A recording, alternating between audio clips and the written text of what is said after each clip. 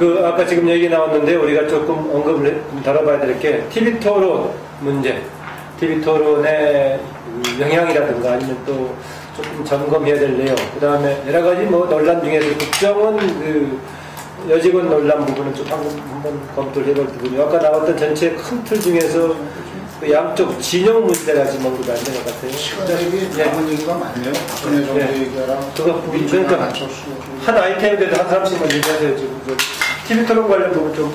TV 토론 부분은 정말 그 깜깜이 선거가 됐다. 뭐 이런 이야기를 많이 했는데 92년도에 YS한테 그 컨설팅을 해준 뭐 미국 컨설턴트가 됐든 누가 됐든 뭐냐면 TV 토론 절대 응하지 마라.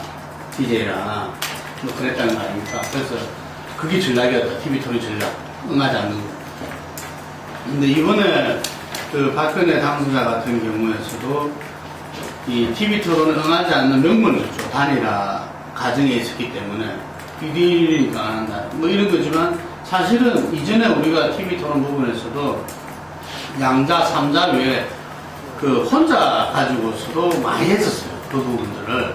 그런데 그런 조차도 이루어지지 않았다. 저는 그 부분에 대해서 언론의 문제도 있는 거 아니야. 왜냐면 언론이 그 후보한테 국민의 요구로서 그걸 갖다 강제할 수 있는 뭔가 그런 어떤 신뢰에 의한 어떤 힘을 보여주지 못했다. 그래서 후보가 언제든지 그 부분에 대해서 비토당하도 뭐 별 상관없는 이런 식이 돼버렸다는 이야기죠. 예. 그래서 뭐 이거 법으로 강제한, 법으로 지금 중앙선관위에서 하는 몇 번 토론이 있으니까 그거는 뭐 나머지 TV 토론도 법으로 강제할 수는 없는 거고, 그래서 그것을 갖다가 정말 언론이 이 후보들한테 어떤 그 국민들의 알 권리 검증할 수 있는 부분들을 할 수 있는 그런 그 언론의 어떤 그 국민적인 어떤 신뢰 부분들을 좀 갖추고 있는 것이 선거에 정말 그 중요하다 이런 생각을 좀 가졌어요. 이게 비토 못하는 어떤 언론의 요구, 이건 결국 국민의 힘에 의해서밖에 될 수 없다 이런 거겠죠.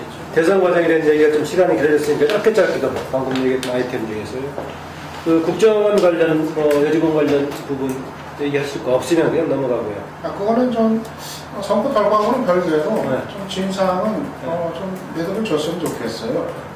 그거가 저는 뭐 제가 평평하게 봤었던 사안이고 상당히 좀 그 자체가 상당히 큰 사안이었기 때문에 뭐 선거 결과하고는 별개로 정말 진상이 보였는지 가능한 데까지 좀 그렇게 하는 게 낫지 않나. 그 TV 토론 자체에서 누가 잘했냐에 대한 평가는 이미 대체로 뭐 전문가들 평가가 나왔지만 그것이 득표에 미치는 영향에 대해서는 손실이 어땠다고 봅니까? 간단하게. 저는 그 손익은 역시 이정희 후보를 빼고는 얘기할 수 없다. 물론 문재인 후보는 뭔가 다르냐는 모르겠지만 작품에서 이정희 후보가 보여주었던 그분의 자세, 여러 가지 측면에서 결과적으로 보면 후보가 굉장히 마이너스 된 게. 네, 어떠세요? 네, 저도 뭐 TV 토론이 이제 이런 설득 효과, 그래서 지지 후보를 병용하는 그런 효과보다도 어쨌든 통상적으로 얘기되듯이 특정 후보에 대한 지지를 이제 이제 강화 효과가 이제 크다는 전통적인 TV 토론의 효과가 이제 이번에도 그런 문재인 후보한테 크게 도움이 안 됐다. 손해가 났다. 지지를 이제 그러니까 박근혜 후보 지지층들을 끌어온다거나 이렇게 부침을 확장하는 데 있어서는 실질적으로 이렇게 기여하지 못한 부분이 아니에요. 근데 TV 토론 관련해가지고는 네거티브를 통한 검증, 이 부분들이 이번 선거에서 제대로 이루어지지 못했던 겁니다. 이게 저는 박근혜 당선자가 안철수 현상, 안철수에 의한 그 참 도움을 많이 받았다 한 측면이 이 대목이거든요. 안철수 후보가 네거티브 없는 선거 해야 된다. 이러면서 문재인 후보가 제대로 네거티브에 대한 검증을 못했어요. 예를 들면은 그 숱한 어떤 부분들이 있음에도 불구하고 그것을 갖다가 공개적으로 못했던 거죠. 예, 왜냐하면 이 네거티브라는 게 공개적으로 공신력이 있어야 힘을 발휘하는 거거든요. 이게 그래서 그런 부분에 TV 토론이 상당히 공신력 있게 공개적으로 이게 기회해줘야 되는데 그 부분을 갖다가 뭐 거의 못하게 돼버리니까 뭐 상대적으로 상당히 덕을 본 거죠. 왜냐하면 저는 TV 토론은 앞으로는 좀 제도적인 보완, 그러니까 다자 토론하고 양자 토론이 좀 병행이 될 수 있는 요거는 좀 필요하지 않나 싶어요. 그러니까 저는 기본적으로 뭐 다자 토론 뭐 부인하는 건 좀 답이 아니라고 생각하고요. 그러니까 아직 우리가 이제 다당제인 상황에서 주호수당의 목소리도 저는 반영이 될 필요가 있다고 생각을 하고 권리라고 생각을 하고, 그런데 또 양자 토론에 대한 그 요구나 갈증이 또 워낙 컸으니까 그래서 뭐 법적으로 뭐 다자 토론과 좀 양자 토론을 좀 이렇게 결합을 하고 병행할 수 있는 좀 그런 거는 저도 그게 바람직하다고 봐요. 둘이 구분해 갖고 할 필요는 없고요. 이제 우리가 큰 아이템이 좀 두 개나 있는데 박근혜 정부 출범 또 향후까지 봐야 되는 부분이 있고요. 민주당은 현실에 대한 진단 상당 부분 아까 그 대선 과정을 통해 됐긴 했습니다. 따로 또 이제 봐야 될 부분이 큰 걸 두 개 남아 있습니다. 먼저 박근혜 정부가 이제 박근혜 당선자 상황이 되고 조금 이따 인수위를 오늘 또 어쩌면은 또 뭐 비서실장이나 대변인 발표할지도 모르겠다까지 상황이 진행이 되고 있는데요.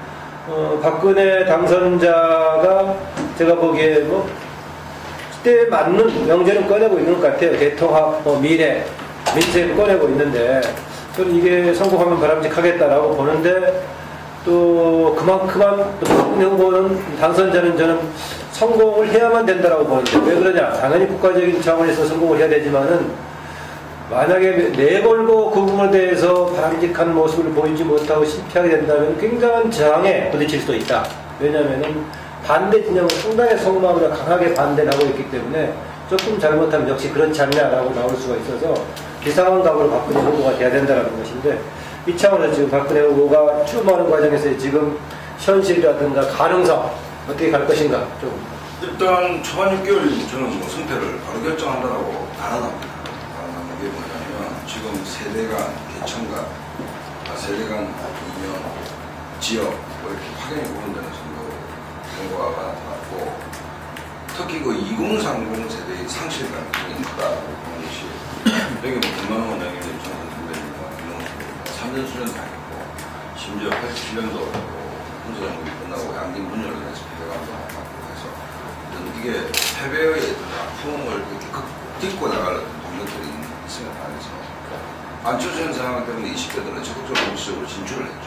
의사표현을 적극적으로 했음에도 불구하고 패배했다는 것은 그 상실감을 어루만지는 1차 책임은 박근혜 당선인과 세명도 있다고 보기 때문에 우선적으로 그 2030 세대를 뭐 쇼를 한다, 이벤트를 한다 이런 측면보다는 공약들을 좀 차분하게 좀 점검하면서 2030 세대에 약속했던 부분들을 실천하려는 신중성의 노력 요청이다라고 일단 또 하나는 뭐냐면 룰라의 어떤 리더십 부분을 박 당선자가 좀 벤치마킹할 필요가 있다고 보는 것이 어떤 노조 기반에서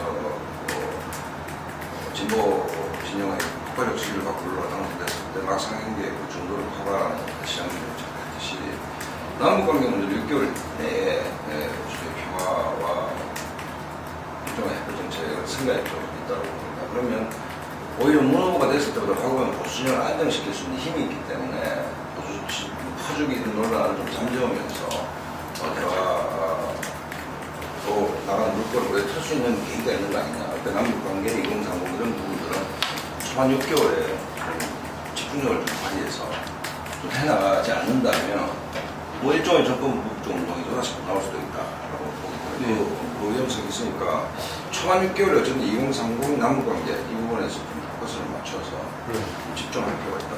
뭐 긍정적인 부분을 이제 부각해서 좀 얘기하자면은 굉장히 좀 어떤 면에서 박근혜 이 당선인이 이전의 다른 대통령들과 다르게 좀 환경이 여러 가지 사회 환경들이 악화된 환경들이 있지만 대통령 당선됐을 때 어떤 정책과 공약을 추진해야 되는 것 관련해서는 굉장히 좀 괜찮은 환경이라고 할 수 있어요. 왜냐하면 많이 얘기됐던 경제 민주화라든가 복지 확대라든가 좀 검찰 개혁이라든가 또는 이제 남북관계 개선과 관련한 부분들은 선거 과정에서 여야 후보들이 거의 이제 유사해서 미시적인 부분은 차이가 있겠습니다만은 여러 가지 어떤 정책 합의가 이루어지고 국민들도 거기에 전폭적인 지지를 보내주는 사안들이거든요.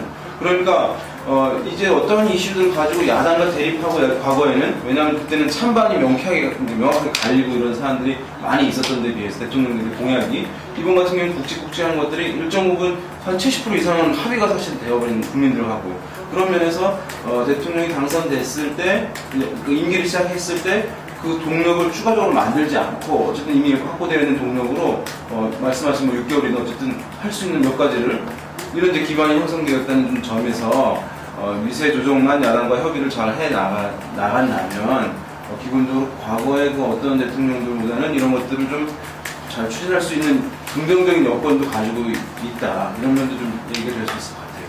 저는 박근혜 당선인이 출발의 메시지를 살려갔다고 생각을 해요. 화해, 그리고 대탄평 정책, 그리고 평등 정책, 이런 거를 이제 일성으로 내세운 거는, 대선 기간 내내 얘기했던 국민대 통합, 실천을 한 차원에서도 그렇고, 선거 잘 잡은 거라고 생각하고요. 사실 박근혜 당선인에 대한 이제 반대층의 그 반대 강도라는 게 상당히 그 강도가 센 거거든요. 그렇기 때문에 이 박근혜 당선인이 집권 초기부터 이 화해 정책을 주도적으로 풀어나가지 않으면은 상당히 또다시 정말 집권 초반기부터 서로가 이제 반복하고 대결하는 이런 어떤 국가적인 어떤 악순환의 대표적인 구도가 있기 때문에 기본적으로 저는 박근혜 당선인이 그런 문제들을 좀 더 선제적이고 주도적으로 풀어나가가지고 정말 조금 좀 잘해줬으면 하는 그런 이제 바람인데 박근혜 당선인의 그 이제 아버지 시대의 이제 문제, 그 짐을 여전히 이제 안고 있고 아직 완전히 매듭지지도 않은데 저는 그 문제를 지금 현재 문제에 대한 좀 더 주도적인 해결을 통해서 그 문제에 대한 짐까지도 좀 덜어버리는 게 낫지 않나 이렇게 생각을 해요. 저는 박 당선인한테 하고 나는 게 구체적으로 정말 이명박 정부 5년과는 어떤 다른 모습을 보이기 위해서라도 이명박 정부 5년 동안 있었던 그 여러 피해자들, 각군에 걸친, 특히 이제 주로 방송 쪽에 이제 해직자라든가, 또 쌍용차 이제 해직 노동자들이란가. 그러니까 이명박 정부 5년 동안에 이제 생겨났었던 그런 다양한 많은 피해자들에 대한 원상 회복 조치, 또는 정상화 조치, 또는 MBC 문제의 어떤 그 해결 같은 거. 저는 이제는 박 당선이라면 오히려 누구보다도 여유를 가지고 주도적으로 이거를 좀 풀 수 있다고 생각하기 때문에 그러한 어떤 좀 더 그 주도적인 화해 조치를 통해 가지고 그 집권 초기에 어떤 그 통합의 좀 분위기를 좀 높여 나가는 것이 우리 국가 전체로도 그렇고 또 박 당선인의 앞으로의 그 성공을 위해서도 저는 좀 필요한 거 아닌가 생각합니다. 지금 1차적으로는 어쨌든 1469만 표 48%에 달하는 적극적인 반대 국민이 있는 거고 전체로 따지자면 62.1%에 한 61쯤인가 달하는 어쨌든 자기를 지지하지 않는 국민이 있는 거죠. 그렇기 때문에 금방 말씀하신 대로 선거 때 제가 볼 때는 두 가지를 이야기했다. 크게 보면은 시대 교체, 시대 교체와 대통합을 이야기했다면은 이 당선자로서 첫 메시지가 화해와 어떤 대탕 정책이었다고 본다면 이게 구체적으로 어떻게 실현해낼 것인가 하는 부분에서 또 그 생각이 딱 떠올랐었는데 노무현 정권 후반기에 대연정을 제안했잖아요. 그래서 난 노무현 대통령이 그때 안에서도 반대도 많고 이랬었는데 대연정을 갖다가 그 제안한 배경에는 뭐냐면은 크게 다를 바가 없다. 한나라당이나 민주당이나 그 정책에서. 왜냐하면 당시에 그 FTA라든지 한미 FTA라든지 이라크 파병이라든지 이런 부분들. 이 진보 쪽에서 볼 때는 어떤 자클리하고 우회전했다 하는 그런 부분들이 상당히 말하자면 한나라당 별 차이가 없는 거죠. 그럼 이번에 같은 경우에 지금 유 실장이 이야기했지만 경제민주화, 복지, 검찰개혁, 정치쇄신 이 부분에서 많은 부분들이 거의 비슷하다는 걸 국민들이 지금 알고 있다고. 예를 들면은. 그런데 과연 그것을 제대로 실천할 것인가. 예를 들면은 이게 중요한 거거든요. 그래서 저는 마지막 후반 이 유세에서 이야기했던 국가 지도자 연석회의 이런 부분들 예하정 지도자와 함께 하겠다는 건데 우리가 이제 대한민국이 나갈 부분들은 모두 다 인정했다시피 복지국가로 나가야 된단 말이죠. 성장과 또 분배의 양축을 통해서 복지국가로 나가야 된다면 세계 역사에서 사회적 대타협이 없이 복지국가로 나간 적이 없어. 예를 들면 그러면 이렇게 많은 반대자들 있는 상황에서 이 부분을 어떻게 자기가 화해하고 인사로만 갈 것이냐 저는 그렇지 않다고 보거든요.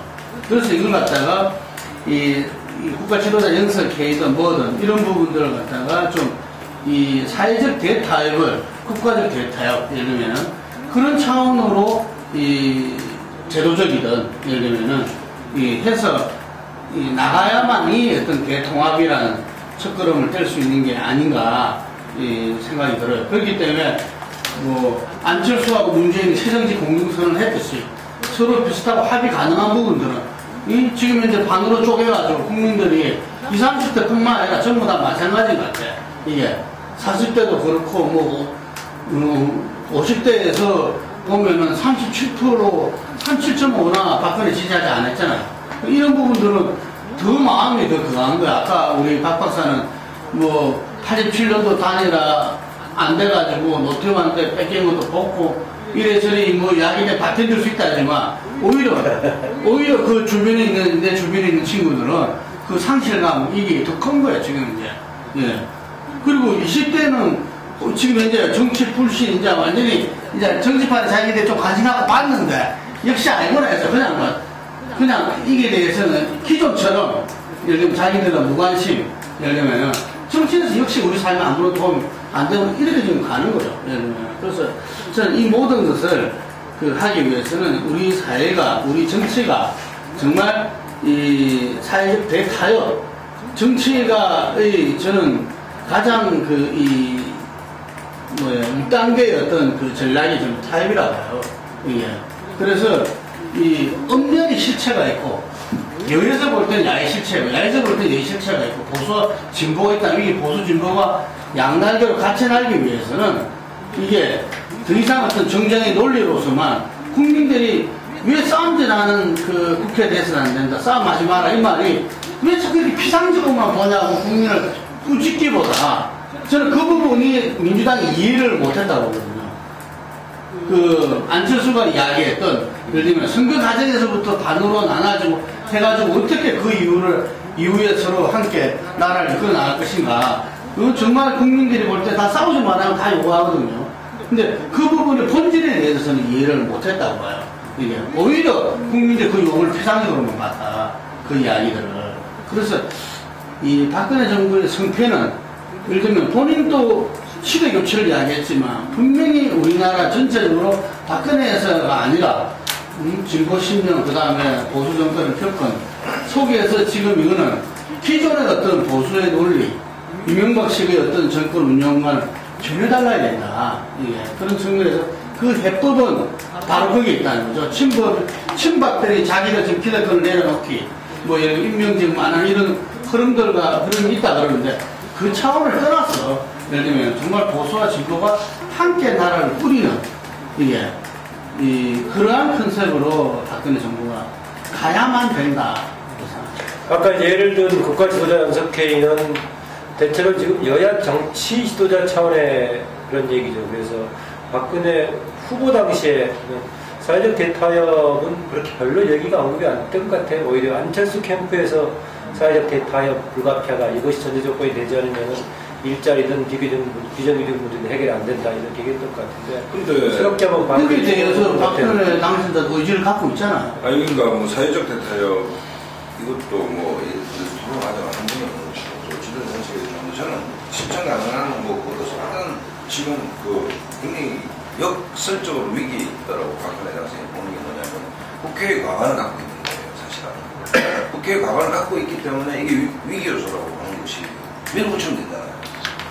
근데 이제 이 부분을 절제해내는 것이 대단히 중요하다고 보는 것이 뭐 사회적 대타협도 좋고 지도자 연석에도 좋지만 기본적으로 이번 연말 밀어붙이는 순간 박근혜 정부 끝나는 거지. 그러니까 그 유혹이 그 다음에 지금 새누리당의 어떤 당내 문화라는 것이 그 박당선인의 원 카리스마에 대해서 지시와 집행구조가 있었기 때문에 뭐 알아서 어떤 하는 형태로 뭐 연말 예산 밀어붙여버리고 막 야권이 좀 지림을 한 상태에서 이러면 일단 공론으로 간다라고 보는 것이죠. 그러니까 거창한 사회적 대타협 뭐 대통합 얘기하기 전에 예산안부터 당선인 시절이지만 야당하고 철저하게 좀 이렇게 야당을 달래고 어우르고 대화하는 그 다음에 5년 내에 국회를 좀 존중하는 그러니까 150석 과반이 있다 하더라도 그냥 사인 정무수석실 사인 떨어지고 그냥 밀고 가는 형태가 아니고 끊임없이 야당을 설득하는 노력들 청와대가 그럼 국민들이 판단할 거라고 보거든요. 그럼에도 뭐 야당의 의기장을 넣는다면 계속 반대를 한다면 그럼 국민들이 표로 심판할 것이기 때문에 저는 뭐 역대 대통령 중에 박 당선인 바라는 게 있다면 정말 그 여의도주의자가 됐으면 좋겠다 진짜. 근데 그다음에 지금 국회주의자가 됐으면 좋겠다. 100% 대한민국을 위해서 48% 반대했던 지지자들의 마음을 아우르기 위해서는 지금 이제 그 박근혜 당선자가 해야 될 일은 문상 가는 거요. 버티고 버티다가 자살한 그 현대자동차, 삼성자동차 그게 자기가 문상 가서 그 사람도 자기가 처음에 후보되고 나서 광복 행보를 하고 전태를 그리고 갔지만 그 사람도 단다고 했잖아요. 지금 당선자 신분이기 때문에 다르거든. 그 사람들이 그 문상 홍보를 갖다가 예를 들면 뭐 던지고 뭐 어쩌고 하더라도 그 문상 가서 그 사람들과 함께하는 모습이 저는 국민들한테 그보다 이상의 어떤 화해와 대통합이 없다는 게 아니죠. 이게. 근데 과연 그걸 할 것이냐. 이게. 근데 이거는 전부 다 시간이 중요한, 타이밍이 중요한 거거든. 그 다음에 그에 대해서 어떤 이야기를 하는 것보다 지금 그걸 액션으로 보여줘야 돼. 네. 저는 이제 아까 뭐 경제민주화나 불제확대 정책. 잠깐만. 네. 그러면 90% 지지율로 온다니까. 네. YS가 뭐 좋아서 90% 나왔어. 글쎄. 이제 여러 가지 정책들이 뭐 합의가 많이 이루어져서 좀 수월해진 측면도 있다. 이전 대통령과 비교했을 때 그런 측면인데 한 가지 또 그럼에도 불구하고 이제 박근혜 이 당선인도 이제 딜레마에 빠질 수밖에 없는 상황이잖아요. 뭐 경제 환경은 좋아지지 않는 상황에서 이제 경제 민주화를 즉각적으로 추진할 수도 없는 상황이고 북한과 즉각적인 대화를 하기로 전제 조건 없이 하기로 했는데 또 보수 강경층의 반발도 있을 테고 북한의 변화도 일절 없는 상황에서 하기는 또 부담이 되는 측면도 있고 여러 가지 딜레마 상황에 빠질 수 있고 이때 지지를 보내줬던 사람들 또는 지켜보고 있던 이제 야당 성향치들이 계속해서 왜 약속을 지키지 않느냐 박근혜 후보의 그런 약속이 오히려 부메랑이 되는 측면들이 있을 텐데 그래서 어떤 정책의 이제 우선순위라든가 수위 조절이 불가피한 측면이 있는데 박근혜 후보가 직접 나서서 이제 그 수위 조절을 하거나 우선순위를 조절하게 되면 거기서 이제 민심 위반이 발생할 수 있을 것이라고 보거든요. 이제 그런 측면에서 이것을 타개하기 위해서는 어쨌든 기존의 이명박 정부처럼 정부 주도형으로 이것을 끌어나가서는 절대 안 될 것이고 시민 참여형으로 시민들이 참여해서 그 수위 조정하는 것은 왜 그 수위 조정할 수밖에 없는지 그것을 그 시민 참여형 모델을 만들어서 그 안에서 또 일반 시민들이 또 수긍할 수 있도록 또 우선순위 조정하는데도 역시 시민들의 의견을 참여해서 그 안에서 설득되고 정부 수긍하고 그것이 일반 시민들 전달되는 이런 모델을 만들어서 하지 않으면은 상당히 너무나 많은 것들을 이제 약속해 놓은 상황이어서 이제 민심에 사실은 굉장히 이제 좀 드물드물 현상이 있을 수 있기 때문에 그런 부분 시민 참여 모델이 굉장히 중요하게 오히려 참여 정부보다 더 중시해야 될 것이 박근혜 정부일 것으로 보인다는 말씀드리겠습니다. 본인이 약속할 때는 일방적으로 약속할 수 있지만 약속 시행 과정은 여러 사람들의 협력과 공감을 받아야 되니까 좀 간단치 않은 문제일 거예요. 소통의 리더십을 어떻게 보이냐도 이제 뭐 중요한 숙제가 되겠죠. 대선 기간까지는 여전히 불통의 문제가 계속 따라다니는 건데 소통이라고 했을 때는 하나는 이제 국민과의 소통, 이제 귀를 열고 이제 듣는 국민과 소통이 있고 또 하나는 국정 운영해 나갈 때 역시 뭐 정부면 정부 그 차원에서 어떤 주변과의 소통도 중요할 것 같아요. 그러니까 그동안 과거에 이제 새누리당 운영을 했을 때 이제 보면은 다들 이제 뭐 이제 박근혜 당선인은 이제 좀 눈치만 보는 결정만 기다리는 이런 어떤 자세들이 이제 많이들 있었는데 그러다 보면 또 이 정부의 어떤 활력이 이제 떨어질 거에 대한 우려 이런 게 생기고 좀 더 정말 그 주변하고도 이제 소통을 하는 리더십 그러니까 뭐 대통령 눈치만 보고 이게 국정이 돌아가서는 안 될 거니까 꼭 그런 것들이 오겠다고 봅니다. 예. 지금 우리가 한 5분쯤에 끝나나요? 2시? 15분. 15분이요? 10분쯤 나왔으면 좋겠는데. 10분. 우리가 10분까지 있는데 민주당 문제를 좀 얘기해 봅시다. 우선 민주당은 아까 전반적인 선거 과정에서 이제 민주당의 문제는 현실 진단이 조금 포함됐군요. 선거 과정을 또 하나 보자면 민주당 당시 문재인 후보는 박근혜 후보 중심의 비교적 그 단합된 반일 세력에 가까웠다면은 이제 문재인 후보는 연합군의 성격이었었는데 말로 표방하기는 국민연대를 이야기하면서 여러 세력을 얘기했어요. 그러다 실제로는 전혀 같이 결합된 것이 사실상 없었었고 그런 거였는데 다시 또 한편으로는 국민연대를 토대로 해서 국민정당으로 외연을 넓히는 정당을 만들어야 된다는 얘기도 있고, 그럼 폼만 될 것이 아니라 작더라도 제대로 된 정당을 만들어야 된다, 이런 얘기가 있는가 합니다. 그런데 현실 인식을 보면은 뭐 정청래 같은 사람은 이번 대선은 문재인의 패배가 아니라 문재인은 잘했고 민주당이 잘못했다. 선거 과정에서 누가 문재인 욕한 사람 누가 있었느냐, 민주당이 욕을 했지. 근데 후보를 누가 욕을 하겠습니까, 선거 때. 당연히 민주당은 욕할 건데, 그런 얘기까지 하고 있는데, 추가적으로 민주당에 대한 약간의 추가적인 진단이 있으면 진단도 필요하고, 아니면은 이미 했기 때문에 향후 방향을 중심으로 얘기하시든, 또 얘기하다 보면 당연히 그 새로운 지금 박근혜 정부를 제외한 나머지 대안 중에 하나는 여전히 안철수 전 후보가 포함될 수밖에 없기 때문에 관련돼서 같이 얘기가 되겠습니다. 카메라가 여기 와 있으니까 저는 네. 하시기를. 일단 민주당으로는 지금 답이 안 나온 상황이라고 판단이 됩니다.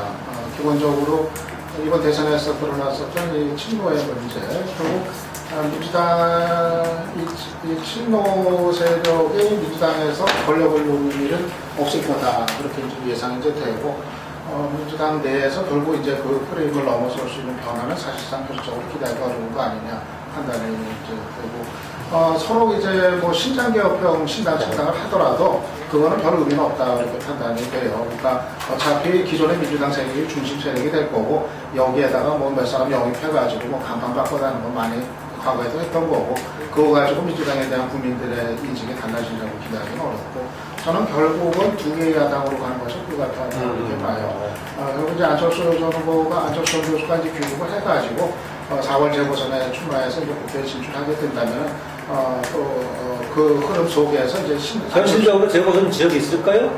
전 후보가 갈 만한? 그건 좀 유동적인데, 이제 저걸 봐야죠. 만약 서울에 안 되면은 뭐 부산이라도 뭐. 그러니까 두 군데 지역에 가능성이 있어요, 지금?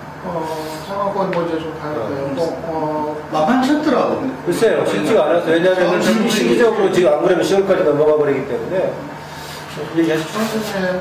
그래서 이제 결국 이제 안철수 신당으로 일단은 뭐 이제 가고, 아마 그렇게 되면은 일정한 최소한의 그 세력 기반은 가능하지 않을까 싶어요. 민주당 내에서도 이제 비주류 성향의 의원들이 중심이 돼서 일정 수가 또 이탈할 가능성이 있을 거고, 그리고 또 만약에 재보선에서 안철수 가까운 같이 했던 사람들이 몇 사람이라도 만약에 국회 진출 같이 할 수 있다면 좀 그렇게 등등 해가지고 뭐 세력화 돼가지고, 결국은 이제 2014년에 이제 지방선거, 그거를 앞두고서 두 개의 야당이 이제 경쟁을 일단 이제 벌이고, 그래서 결국은 뭐 선거는 이제 연대를 통해서 다시 뭐 치를 수도 있는 거니까, 그 과정들을 이제 거치면서 결국은 이제 국민 여론이, 국민이 이제 어느 쪽으로 이제 결국 선택을 하느냐, 그거에 따라서 결국 앞으로 야권의 어떤 주도권이 어디로 갈 건가, 그거는 뭐 결판이 난다고 봐야죠. 중요한 거는 아무래도 지금의 민주당 가지고는 2014년 지방선거도 새누리당한테 지고, 2016년에 총선도 지고, 또 다음 총선도, 대선도 지는 거는 명확하기 때문에, 아무튼 이제는 민주당 중심의 야권이 아니라 일단 민주당이 내려놓는, 스스로 안 내려놓으면은 그야말로 이제 무너뜨리는 어떤 그런 전반적인 질서 변화가 필요하다고 생각합니다. 두 개 야당 가능성은 꽤 크게 보시네요. 네. 저도 카메라 여기 있기 때문에. 감독님 편파적이신가요? 이해가 되시죠? 48% 득표라면은 지금 민주당의 지지율은 저는 요거 한 반쯤 될 거다. 한 24%, 20대 중반 정도 되지 않겠나 이렇게 봐요. 그리고 우리가 전에 3자 대결일 때 20대 후반, 20대 초반 안철수 후보가 최고로 치고 나왔을 때가 막 30%대를 넘긴 게 일정 기간 있었고요. 그리고 나서 나중에는 이렇게 정부가 수렴됐죠. 25% 중간대로. 예, 수렴됐었는데, 저는 안철수 신당이 만약에 나온다면은 민주당을 앞질 수 있다고 봐요. 민주당을. 오늘 아침에 아마 언론을 본 정말 일부, 저는 호남도 바뀐다 보거든요. 호남이 나왔을 때, 안철수가 나왔을 때 가장 먼저 호응을 하고 열람을 지지를 한 게 호남입니다. 호남은 이제 민주당이 지겨울 정도가 아니고, 이제는 민주당에 대해서 분노해요. 이게.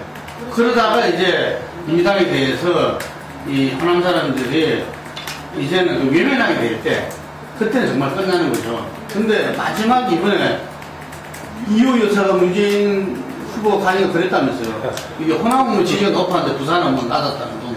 뭐 그런 이야기를 했다는데, 권한 사람들이 또 전략적인 지지상 투표를 한 겁니다, 이번에도. 그런데, 요는 뭐냐면은, 오늘 아침에 그 보니까 도대체 그 당혹스러움, 안철수 후보가 사퇴했을 때 그 당혹스러움 또 느낀대요.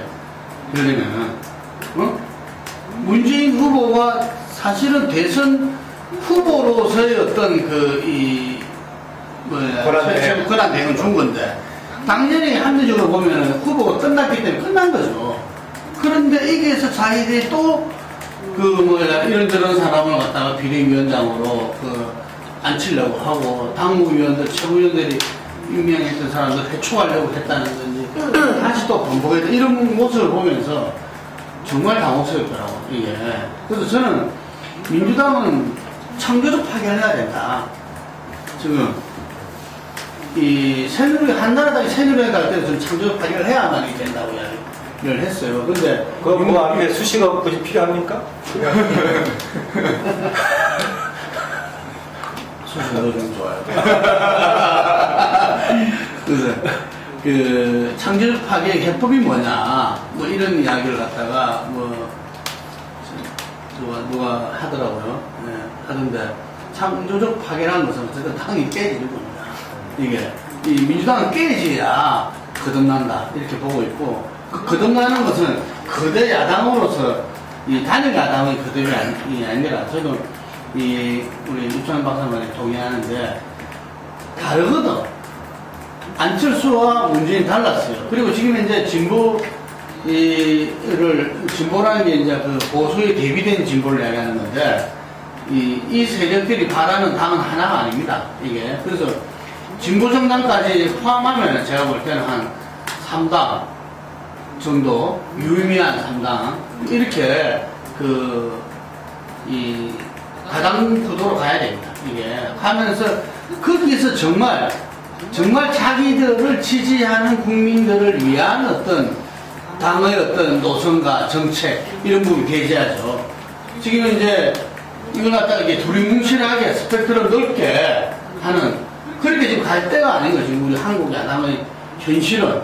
그러면서 결선 투표제를 갖다가, 네. 아니, 지금 여당도 단일화 반대, 단일화 쇼다 엄청나게 이야기했잖아요.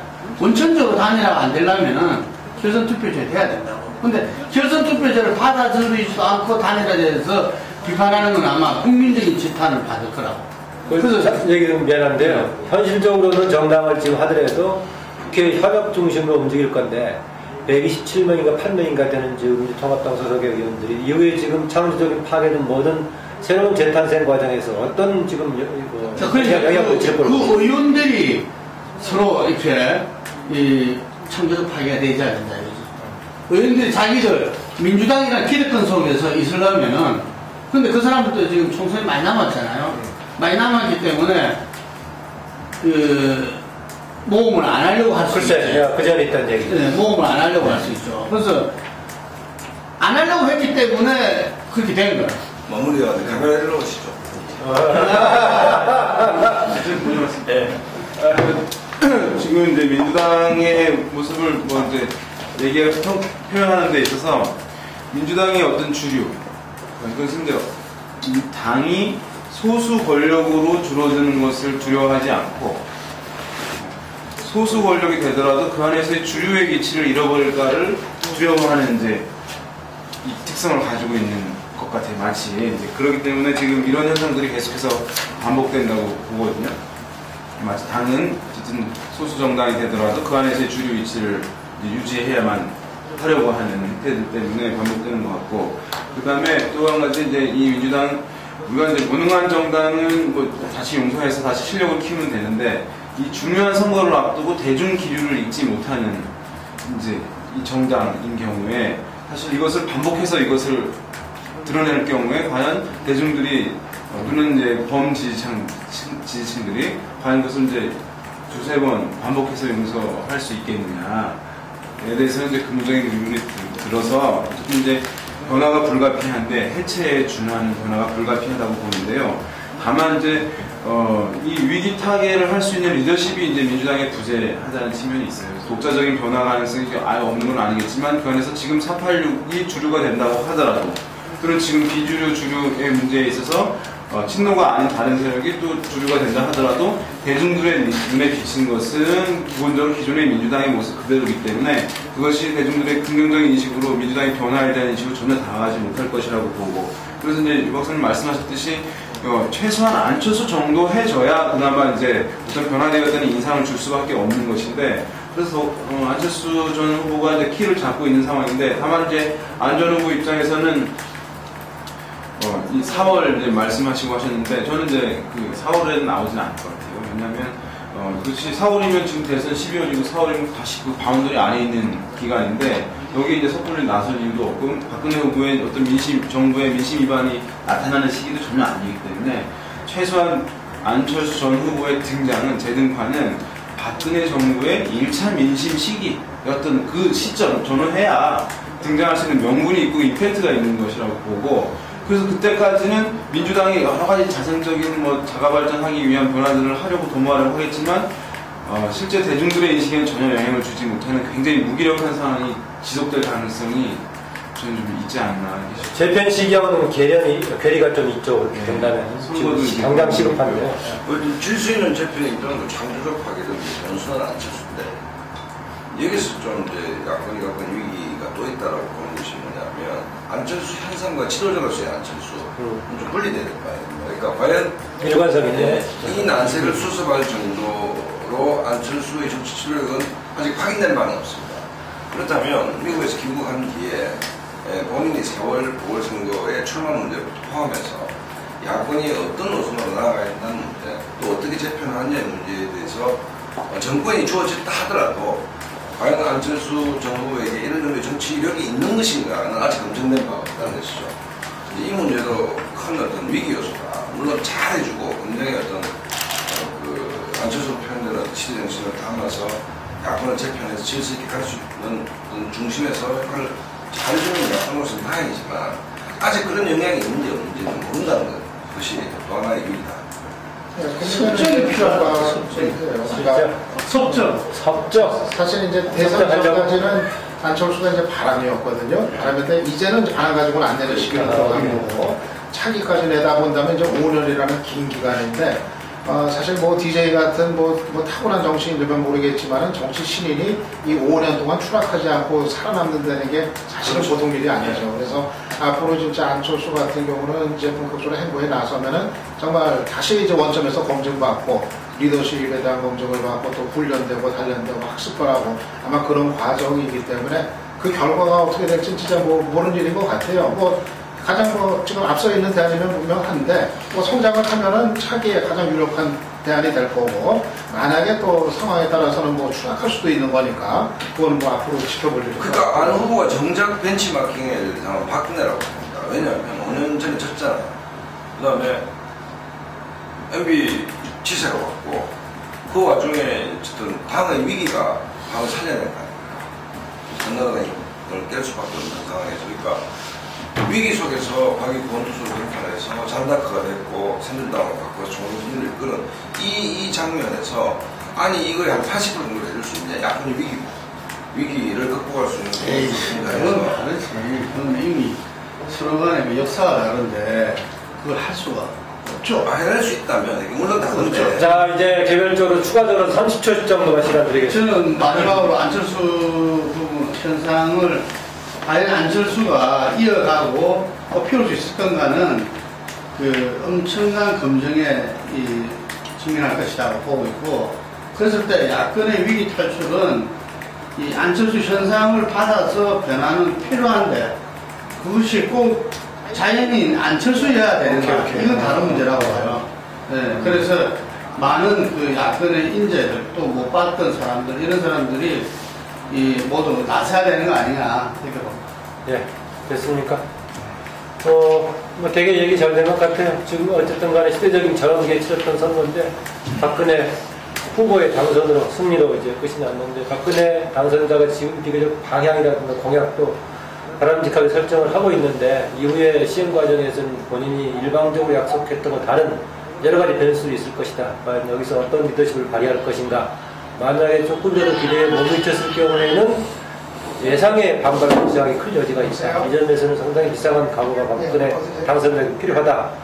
민주당 해체 수준의 뭔가 변화가 필요한데 역시 안철수 현상으로 표시됐던 부분에 대한 안철수 당사자가 아니더라도 그걸 집약시키는 형태 제3단의 출연 예상 역시 가능하다 이렇게 보고 있는 것 같습니다. 오늘 요걸 전체적으로 하면 되겠다. 네, 마치겠습니다. 요거를 지금 원장님 이야기하신 거를